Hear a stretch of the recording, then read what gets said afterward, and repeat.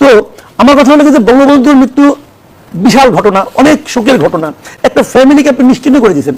ওনার পুত্র বধূ মারা যাবে, একজন পুত্র বধূ সন্তান সম্ভাবনা ছিল, তাকে হত্যা করা হয়েছে, একটা শিশু সন্তানকে হত্যা করা হয়েছে, ওনার স্ত্রীকে হত্যা করা হয়েছে। তো তারা কি অপরাধ করছে? তার আত্মীয় স্বজনকে হত্যা করা হয়েছে, তারা কি অপরাধ করেছিল? এইটাকে আবার ইদানিং থেকে গ্লোরিফাই করা হয়, বলা হয় যে এটা তার নাকি মহানায়ক ছিল ইতিহাসের।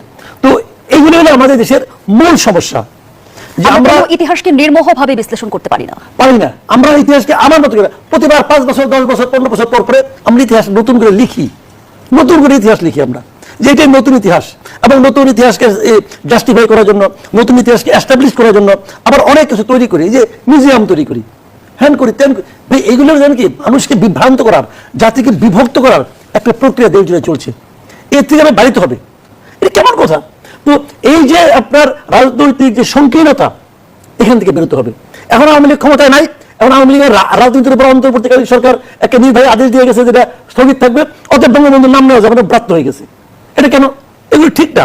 আমরা জাতি হিসাবে আমরা সবাইকে যার যার অবস্থানে সে থাকবে, যার যার অবস্থানের কারণে সে সম্মানিত হবে অথবা সমালোচিত হবে, এটা নিয়ে আমার কোনো বক্তব্য নাই। যার যার রাজনীতি সে করবে।